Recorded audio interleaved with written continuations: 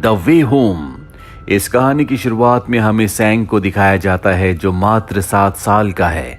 वो अपनी मॉम के साथ अपनी नानी के घर जा रहा है। दरअसल उसकी मॉम की जॉब छूट चुकी है और अब वो सिटी में नहीं रह सकती और सैंग को अपनी नानी का घर पसंद नहीं है क्योंकि वो एक गांव है। जल्दी सैंग अपनी मॉम के साथ अपनी नानी के घर पहुंच जाता है। सैंग यहाँ नहीं जाना चाहता इसीलिए वो वापस जाने की जिद करता है। उसकी मॉम उसे मारती और घर ले आती है जहां पर पहली बार वो अपनी नानी को देखता है जिनकी उम्र 78 साल है। वो बहुत ज्यादा बूढ़ी है लेकिन फिर भी वो अपने घर के सारे काम खुद ही करती हैं क्योंकि वो इस घर में पूरी तरह से अकेली रहती हैं। सैंग जब अपनी नानी को देखता है तो वो उसे बिल्कुल पसंद नहीं आती। ये बात वो अपनी मॉम से भी कहता है जो सैंग की नानी सुन लेती है, पर वो जानती है कि सैंग मात्र 7 साल का बच्चा है। अगले दिन सैंग की मॉम सैंग की नानी से कहती है कि मुझे शहर जाना होगा, मेरी जॉब छूट चुकी है, मेरा डाइवोर्स हो चुका है और जल्दी मुझे दूसरी जॉब चाहिए, इसीलिए मैं अपने बेटे सैंग को कुछ दिनों के लिए आपके पास छोड़कर जा रही हूँ। हालांकि सैंग अपनी नानी के साथ बिल्कुल भी नहीं रहना चाहता, पर अब उसे यहाँ पर रहना पड़ता है। जल्दी उसकी मॉम यहाँ से चली जाती है। सैंग की नानी बहुत ज्यादा बूढ़ी है इसीलिए वो कुछ बोल नहीं पाती, उन्हें बहुत कम दिखता है पर वो अच्छे से सुन सकती हैं। वो सैंग के पास जाती हैं और उससे इशारे से पूछती हैं क्या तुम्हें भूख लगी है। सैंग उनसे बहुत ही रूडली बिहेव करता है और वहां से भागकर सीधा अपने कमरे में आ जाता है जहां पर वो उन खिलौनों से खेलता है जो उसकी मॉम ने उसे दिए थे। साथ ही वो खाना भी वही खाता है जो उसकी मॉम शहर से उसके लिए लाई थी। रात को सैंग को वॉशरूम जाना होता है, तब उसकी नानी उसके पास ही बैठ जाती है ताकि उसे डर ना लगे। दरअसल इस गांव में ना बिजली है ना पानी, इसीलिए अगली सुबह सैंग की नानी को दिखाया जाता है जो अपने झुके हुए कंधों में पानी लेने के लिए जाती है। तभी यहाँ पर गांव का एक लड़का आता है जो सैंग के पास बैठ जाता है और उससे बात करने की कोशिश करता है, लेकिन सैंग जिसका बिहेवियर बहुत ज्यादा रूड है वो उससे बिल्कुल बात नहीं करता। साथ ही उसके डॉग को एक लात भी मार देता है। यहाँ पर हमें पता चलता है कि सैंग की जो परवरिश शहर में हुई थी उससे वो बहुत ज्यादा बिगड़ चुका है, वो किसी की इज्जत नहीं करता। वो लड़का कहता है कि मैं यहाँ से जा रहा हूँ, लेकिन अगर तुम्हें मुझसे दोस्ती करनी है या मेरे साथ खेलना है तो मुझे बता देना, मैं वापस लौट कर आ जाऊंगा।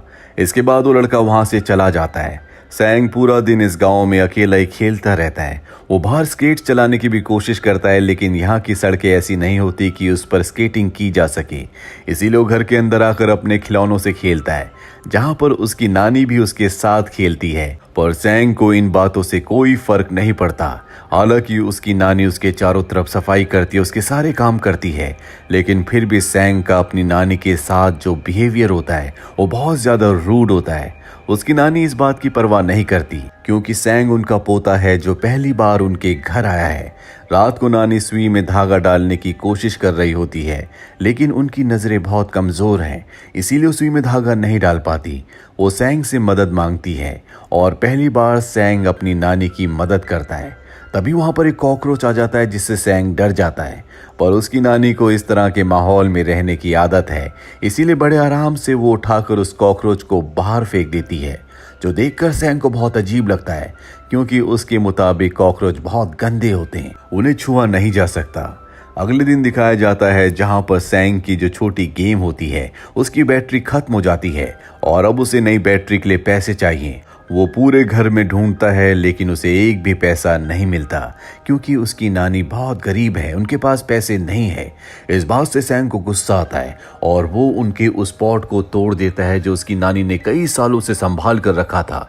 साथ ही वो अपनी नानी के जूते भी फेंक देता है जिस वजह से उन्हें बहुत तकलीफ होती है और पहाड़ के पथरीले रास्ते में उन्हें बिना जूतों के ही पानी लेने जाना पड़ता है। यहाँ पर सैंग को किसी भी कीमत पर बैटरीज चाहिए, इसीलिए जब उसकी नानी सो रही होती है तो वो उनकी चांदी की हेयर पिन निकाल कर बाजार चला जाता है जहाँ वो उस चांदी की पिन के बदले बैटरीज खरीदने की कोशिश करता है, लेकिन उसकी किस्मत उसका साथ नहीं देती। इस गांव में इस तरह की बैटरीज नहीं मिलती और अब जब सैंग वापस आ रहा होता है तो वो नानी के घर का रास्ता भूल जाता है। हालांकि वो कई लोगों से पूछता भी है लेकिन उसे नानी के घर का रास्ता नहीं मिलता। वही नानी जब उठती है तो देखती है कि उनकी चांदी की हेयर पिन गायब है। उन्हें पता है कि सैंग ने ऐसा किया होगा। वो सैंग को घर में देखती है, लेकिन सैंग घर पर नहीं होता, इसीलिए वो उसे ढूंढने चली जाती है। कुछ दूर जाने के बाद सैंग उन्हें मिल जाता है, पर वो सैंग को कुछ नहीं कहती। सैंग से वो बहुत प्यार करती है। सैंग उनके पीछे पीछे घर वापस आ जाता है और बिना कुछ खाए पिए ही सो जाता है, पर उसकी नानी को पता है कि उसने कुछ नहीं खाया, इसीलिए वो उसके लिए खाना बनाती है और सैंग को बड़े प्यार से उठाती है। पर सैंग साफ साफ मना कर देता है। वो कहता है कि जो खाना मैं खाना चाहता हूँ वो खाना तुम कभी नहीं बना सकती। सैंग की नानी इशारों में कहती है कि अगर तुम मुझे बताओगे तो मैं जरूर बनाऊंगी। सैंग उन्हें फोटो दिखाता है जो कि नॉनवेज की होती है, पर उनके पास पैसे नहीं है, इसीलिए वो अपने पड़ोस से पैसे मांग कर उसके लिए नॉनवेज लाती है। पर सैंग को वो भी पसंद नहीं आता, इसीलिए गुस्से में वहां से चला जाता है। पर वो बहुत ज्यादा भूखा है, इसीलिए कुछ देर बाद वो वापस आकर उसी को खा लेता है। हालांकि सैंग को अपनी नानी के साथ रहते हुए अब कुछ दिन बीत चुके हैं, लेकिन फिर भी उसके दिल में अपनी नानी के लिए कोई प्यार नहीं होता। एक रात उसकी नानी की तबीयत खराब हो जाती है, जो देखकर सैंग को बिल्कुल अच्छा नहीं लगता, इसीलिए वो अपनी नानी को खाना खिलाता है। साथ ही वो देखता है कि उसने जो अपनी नानी की हेयर पिन चुराई थी, उसके बदले उसकी नानी ने बालों में कुछ अजीब सी चीज लगा रखी है, जो देखकर उसे बिल्कुल अच्छा नहीं लगता, इसीलिए वो अपनी नानी की चांदी की हेयर पिन वापस उनके बालों में लगा देता है। अगली सुबह वो बाहर जाता है जहां पर एक लड़की होती है, जिससे सैंग पूछता है क्या तुम मेरे साथ खेलोगी, पर वो लड़की साफ साफ मना कर देती है क्योंकि सैंग ने उसके खिलौने तोड़े थे। अब एक दिन सैंग अपनी नानी के साथ बाजार जाता है जहां पर उसकी नानी को पंपकिन बेचने थे, जिनमें लोग बिल्कुल भी इंटरेस्ट नहीं ले रहे होते। सैंग जब मार्केट में घूम रहा होता है तभी उसे एक पेयर शूज दिखते हैं जो उसे बहुत पसंद आते हैं, पर उसके पास इन्हें खरीदने के लिए पैसे नहीं है। वो अपनी नानी के पास जाता है जिसने अब कुछ पैसे कमा लिए हैं। वो सैंग को लेकर एक रेस्टोरेंट में जाती है जहां पर वो सैंग को उसकी पसंद का खाना खिलाती है। हालांकि सैंग को उस खाने को खाकर बहुत अच्छा लगता है, पर वो देखता है कि उसकी नानी ने जो पैसे बहुत मेहनत से कमाए थे वो वेस्ट हो रहे हैं।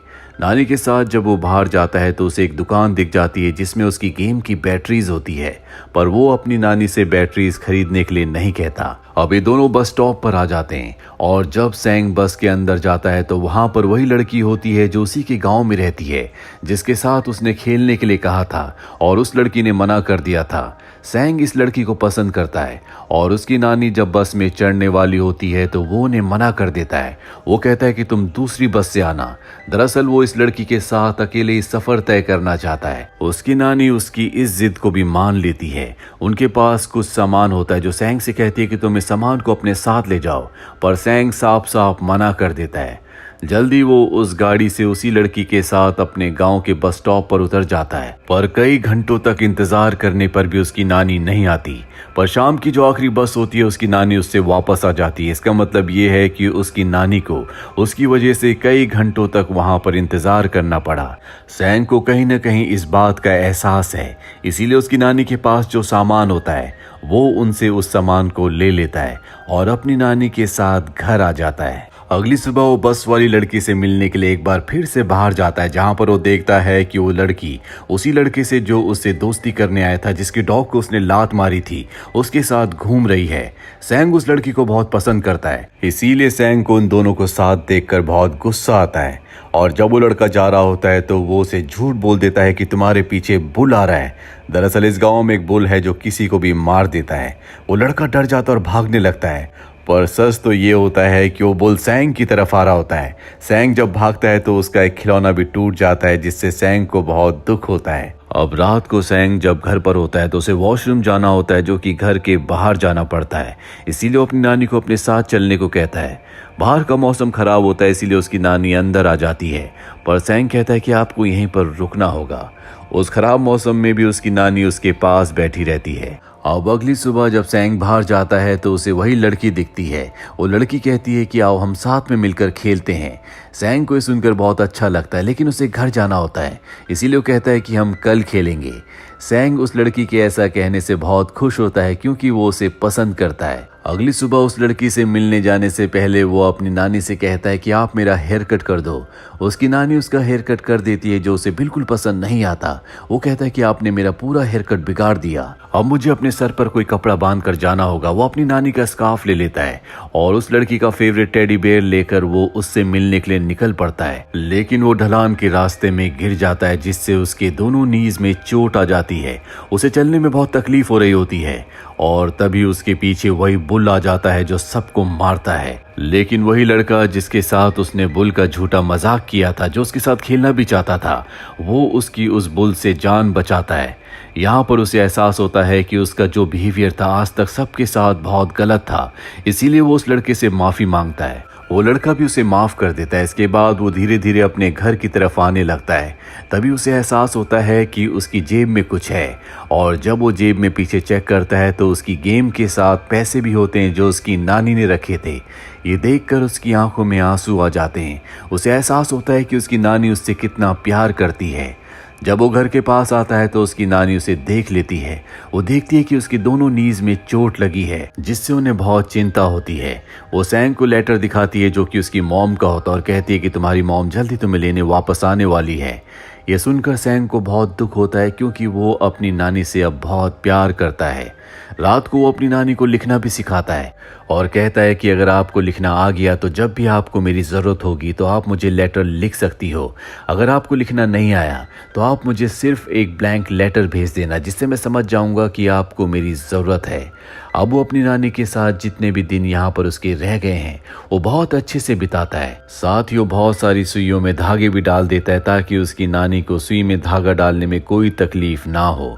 जल्दी उसकी मॉम उसे लेने आ जाती है और जब वो अपनी मॉम और नानी के साथ बस स्टॉप पर खड़ा होता है तो वो अपनी नानी की तरफ नहीं देखता क्योंकि वो उन्हें गुड बाय नहीं कहना चाहता। दरअसल वो उनके साथ ही रहना चाहता है, पर अब उसे अपनी मॉम के साथ जाना होगा।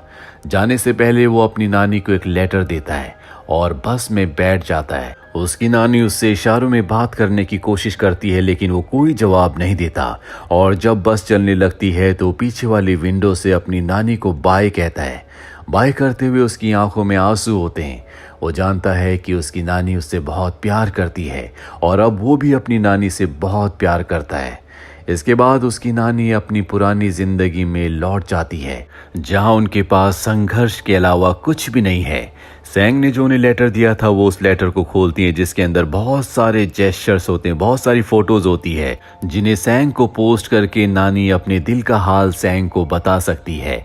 ये फिल्म इस दुनिया की सभी ग्रैंड मदर्स को डेडिकेट की गई है। उम्मीद करते हैं कि ये कहानी आपको पसंद आई होगी।